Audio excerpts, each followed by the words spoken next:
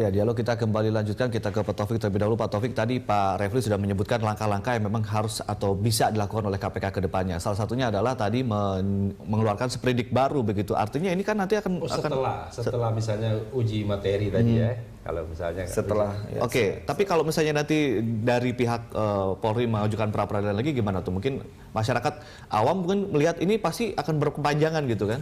Ya begini, putusan pra peradilan itu kan bukan menyangkut apakah bukti bagi KPK untuk menetapkan tersangka cukup atau tidak, bukan itu yang sebenarnya awalnya diskusinya soal itu, bahwa KPK tidak cukup punya bukti untuk menetapkan tersangka, tapi ternyata di pra peradilan putusannya soal kewenangan KPK, ya, bahwa KPK untuk kasus seperti BG ini, di mana seorang anggota kepolisian yang tidak menjabat sebagai penyidik tapi menjabat di personal administrasi, maka dikatakan KPK tidak berwenang. Jadi soal kewenangan. Nah, oleh karena itulah maka saya tadi setuju sekali dengan Bung Refli yang mengatakan bahwa salah satu jalan keluar selain dari PK gitu ya, itu adalah mengajukan judicial review terhadap kewenangan kewenangan KPK ya, soal pasal 11 untuk menafsirkan aparat penegak hukum dan penyelenggara negara.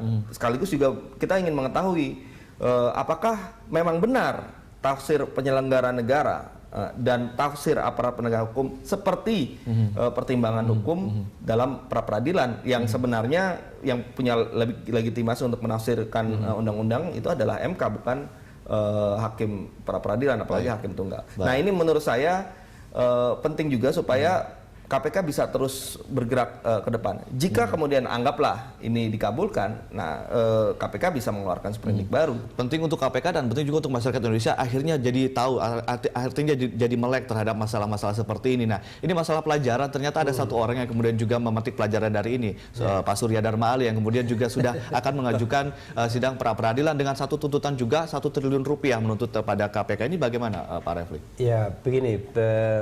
Ya, kita tentu kan tidak bisa membatasi ya seseorang yang ingin menuntut dan mencari keadilan, itu sah-sah saja. Tetapi kan mestinya pengadilan atau peradilan itu sendiri yang harus tahu diri begitu. Apakah kemudian dia mengadili ya, sesuai dengan kewenangannya atau tidak?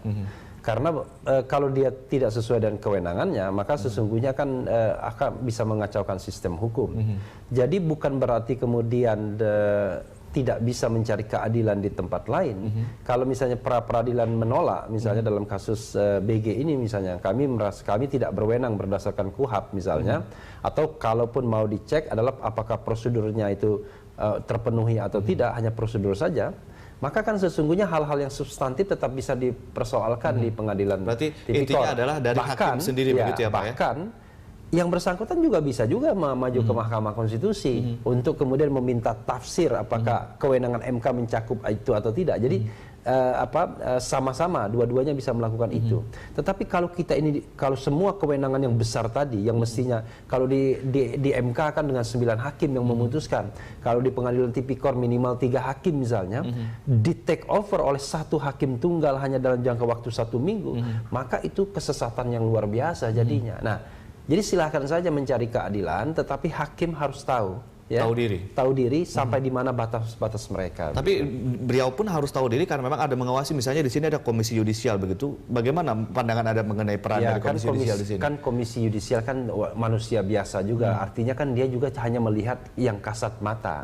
Hal-hal yang tidak terlihat kan juga tidak tahu kita. Apakah kemudian ada komunikasi di belakang, adakah intimidasi, ancaman dan lain sebagainya. Nah, tetapi kalau itu yang terjadi, ya memang harus dilaporkan. Tetapi yang dilakukan Komisi Yudisial dan masyarakat atau civil society saat ini kan melaporkan Sarpin karena semata-mata didasarkan pada materi putusan yang dibuat. Begitu. Kita ke Pak Taufik. Pak Taufik mungkin sedikit saja sebagai closing statement pada diskusi pada kesempatan kali ini, Pak. Ya, menurut saya Mahkamah Agung harus menentukan posisinya terhadap pokok perkara pra peradilan ini.